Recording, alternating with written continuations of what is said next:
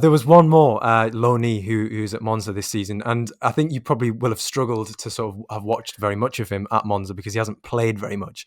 And I think it's more because he's 2 or 3 years younger than Betella and Fratesi, and he's at perhaps the stage that Fratesi was 2 years ago before his first Serie B loan.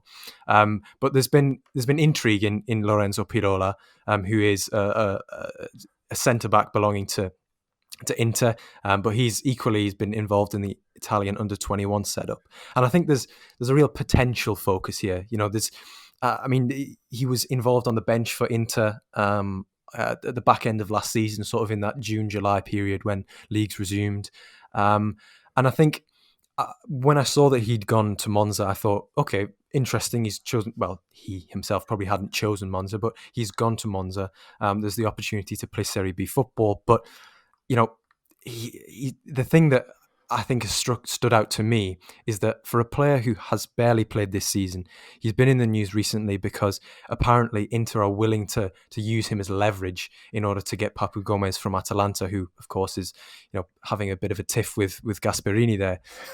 Just a little bit. Just a bit, yeah.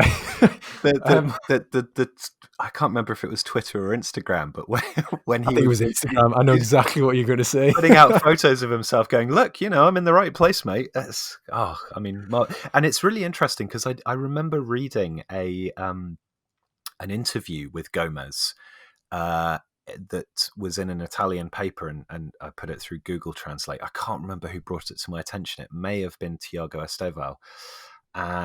And it was a really tactically complex and in-depth interview where he was talking about his positioning, because obviously he does occupy a weird role in that Atalanta team and a crucial one.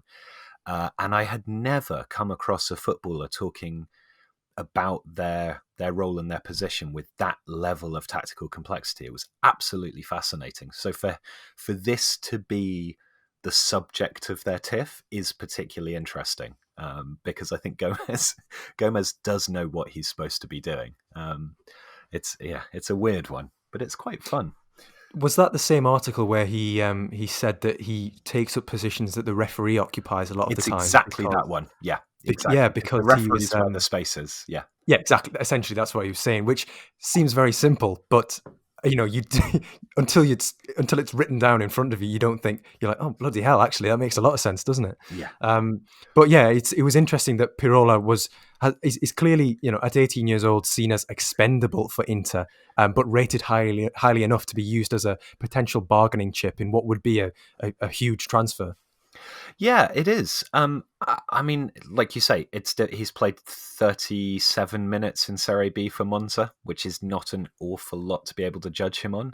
I think he played in a Coppa Italia game as well. He looks good. I mean, from a statistical point of view, he doesn't seem to make mistakes very often. He likes to carry the ball forwards occasionally. He's got a decent range of passing. His long passing can be a little wayward.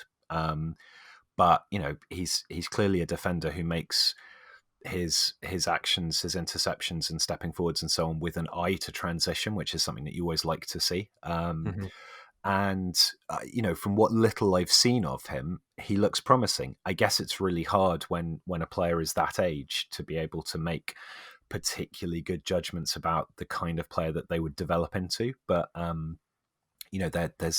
there's likely to be a vacancy. I mean, Atalanta have got Christian Romero on loan from Juve, who is excelling as I think he's only 22, Romero, but there will probably be gaps in that Atalanta defence, or the opportunity at least when Romero returns to Juve to get first team action next season. So it might not be the worst thing for Pirola to be in and around that sort of environment, but also with a fairly decent potential of getting game time, because he's not getting it at Monza, and that, I think that's really just reflective of the quality that's ahead of him.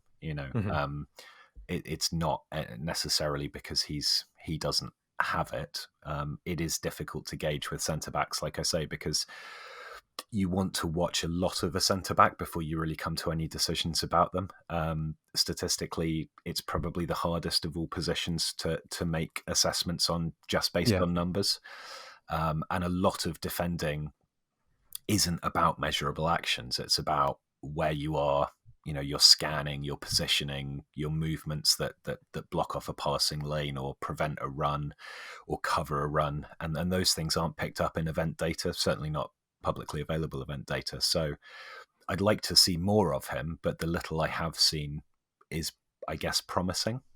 Yeah. I think that was the whole point of sort of bringing him to attention, because he's played for Italy's unders at every age group from 15 to 18, and then just all of a sudden made the jump to the 21s, which typically you'd see with a player who is sort of being fast tracked to the top, rather than gradually going through the stages and then sort of not bursting, but gradually breaking onto the scene at around 22.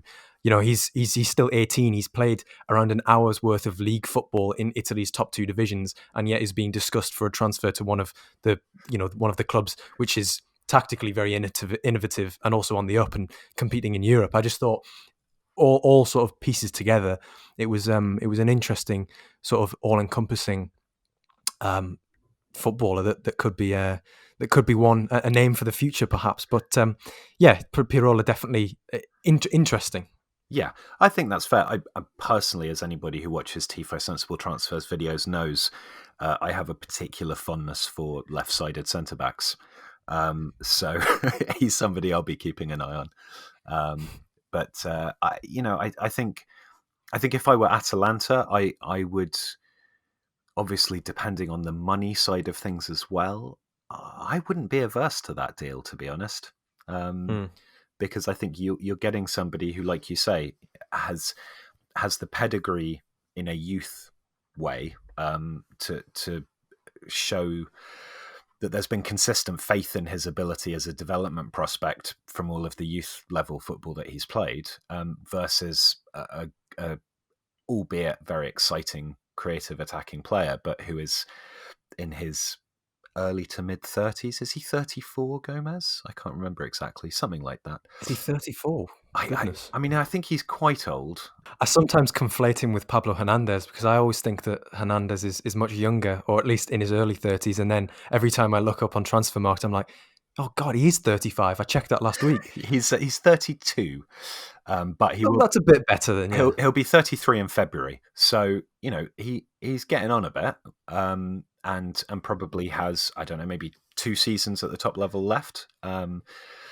But that plus money versus a player who is 18 and has come through all of the youth levels in a position where you need, if you're Atalanta, you need a lot of tactical flexibility and intelligence.